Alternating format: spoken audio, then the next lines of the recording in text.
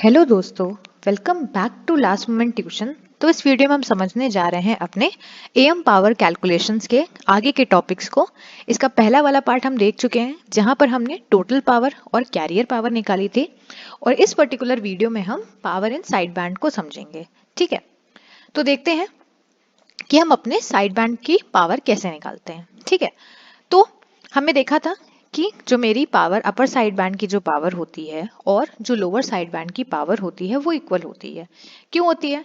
क्योंकि जब हम इसका फ्रीक्वेंसी स्पेक्ट्रम बना रहे थे तो हमने देखा था कि ऐसी तो था फ्रीक्वेंसी स्पेक्ट्रम जहां पर ये था मेरा लोअर साइड बैंड और ये था मेरा अपर साइड बैंड, है ना।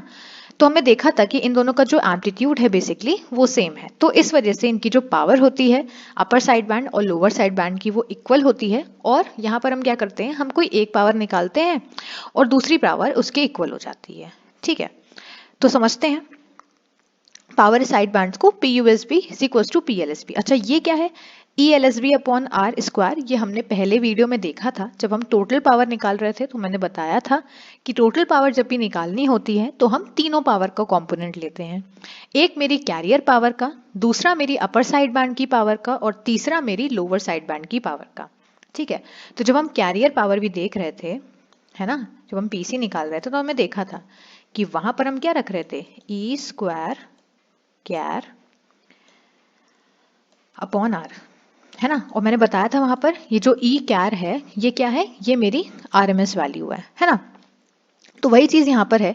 यहाँ पर हमने क्या किया, अब क्योंकि ये अपर साइड बैंड और लोअर साइड बैंड की पावर इक्वल है तो यहाँ पर हमने अलग अलग ना लिख के E U S B square upon R, E L S B square upon R करके सिर्फ एक ही में लिख दिया। ठीक है, और ये ई एल एस बी या फिर अगर आप ई यू एस बी लिखोगे तो वो क्या होगी, वो मेरी आरएमएस वैल्यू कहलाएगी। ठीक, उसके बाद अब ये peak amplitude of side band. तो जब हमने इसका फ्रीक्वेंसी स्पेक्ट्रम बनाया था तो हमने देखा था कि जो मेरा बीच का कैरियर था इसका एम्पलीट्यूड कितना था, इसका एम्पलीट्यूड था EC, है ना। और ये जो LSB और USB था इसका एम्पलीट्यूड कितना था, इनका एम्पलीट्यूड था, यहाँ पर मैं समझा देती हूँ, इनका एम्पलीट्यूड था MEC बाय 2। तो वहां पर मैंने बताया भी था कि ये नीचे क्यों आ रहे हैं, ये नीचे इसीलिए आ रहे हैं क्योंकि ये पर्टिकुलर EC है। तो वहां मैंने एग्जांपल बताया था कि अगर ये 1 है सपोज करो EC की वैल्यू, तो यहाँ पर अगर हम M को अभी भूल जाएं, EC को देखें तो इसकी वैल्यू क्या हो जाएगी, 1/2। तो ऑब्वियसली 1 बड़ा है 1/2 से और तभी इनका एम्पलीट्यूड नीचे आ रहा है ना। तो ये पीक एम्पलीट्यूड साइड बैंड का याद रखना क्या होता है, MEC/2, जहां पर M क्या है मेरा, M है मेरा मॉड्यूलेशन इंडेक्स। ठीक, देखो अब क्या करना है, अब कुछ नहीं करना है, ये आपकी जो पर्टिकुलर वैल्यू है इसको हमें पुट करना है। ठीक है, तो ये आपको पीक वैल्यू दी हुई है। ठीक, अच्छा, प्रीवियस वीडियो में मैंने बताया था कि एक इम्पॉर्टेंट चीज, एक इम्पॉर्टेंट फॉर्मूला जो था आरएमएस वैल्यू और पीक वैल्यू को रिलेट करता हुआ। ये फॉर्मूला क्या कहता है, ये फॉर्मूला ये समझाता है कि अगर आपको कोई भी पर्टिकुलर आरएमएस वैल्यू निकालनी है तो वो कैसे रिलेट होगी पीक वैल्यू से, RMS value is equals to peak value by √2। तो ये याद रखना, ये बहुत इंपॉर्टेंट है, बहुत जगह ये पर्टिकुलर एक्सप्रेशन यूज होता है। ठीक, तो हमने क्या किया, हमने लिखा पीक एम्पलीट्यूड, तो हमें पता ही चल गया, हम इसको उठाते हैं पी यू एस बी या फिर पी एल एस बी जो भी आप रखना चाहो, is equals to E square L S B by R, जहां पर हमें पता है कि ये जो ई एल एस बी है या फिर ई यू एस बी है ये आर एम एस वैल्यू है। ठीक है, तो हमने क्या किया, R M S value is equals to peak value by √2। तो हमें पता है कि साइड बैंड का पीक एम्पलीट्यूड कितना है, MEC/2, तो हमने यहाँ पर MEC/2 2 रख दिया। ठीक, और ये जो √2 था ये 2 के मल्टीप्लाई में आ गया। ठीक है, मतलब पीक एम्पलीट्यूड की जगह हमने क्या किया, हमने ये वैल्यू रख दी। ठीक, और इसका स्क्वायर करना था तो इसका हमने स्क्वायर कर दिया। ठीक है, उसके बाद डिवाइडेड बाय आर था, डिवाइडेड बाय आर कर दिया। अच्छा, अब इसको थोड़ा सॉल्व कर लेते हैं। देखो m का स्क्वायर हो जाएगा, EC का स्क्वायर हो जाएगा। ठीक है, 2 का स्क्वायर कितना होगा 4, √2 का स्क्वायर कितना हो जाएगा 2, तो 4 2 जा 8 और r एज इट इज रहेगा। ठीक है, तो ये आपको वैल्यू मिल गई अभी तक अपने साइड बैंड की पावर की। ठीक है, अब देखो, अब यहाँ पर थोड़ा सा हमें चेंज करना है। हम इसको क्या लिख सकते हैं, देखो अगर आप 8 को समझो तो 8 को तुम क्या लिख सकते हो, 4 मल्टीप्लाई बाय 2, है ना, क्योंकि 4 इंटू 2 8 होता है। ठीक है, तो हमने क्या किया, m स्क्वायर रखा और इसके डिवाइड में हम 4 ले गए।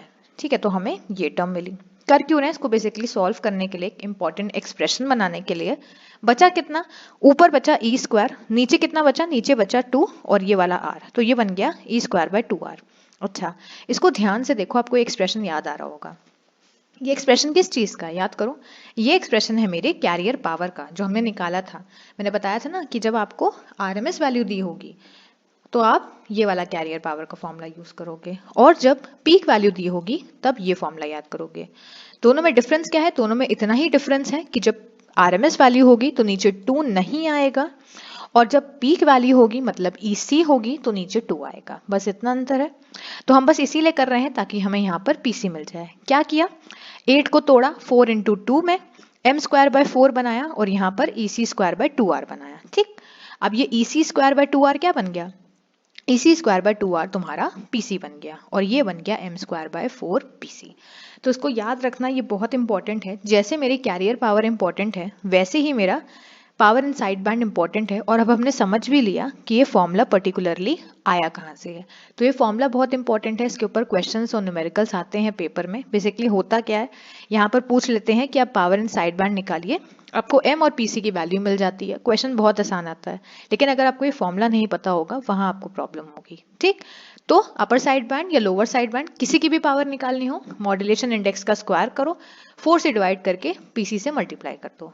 ठीक है, ठीक है, तो ये हमें समझ में आ गया पावर इन साइड बैंड। अब समझते हैं टोटल पावर। तो ये टोटल पावर की जो डेरिवेशन है ये बहुत इजी है, और ये इसका जो एक्सप्रेशन बनता है ये एक्सप्रेशन भी बहुत इंपॉर्टेंट है। इसके ऊपर भी बहुत ज्यादा न्यूमेरिकल आते हैं। इवन जो साइड बैंड की पावर है उससे ज्यादा इंपॉर्टेंट मेरी टोटल पावर है।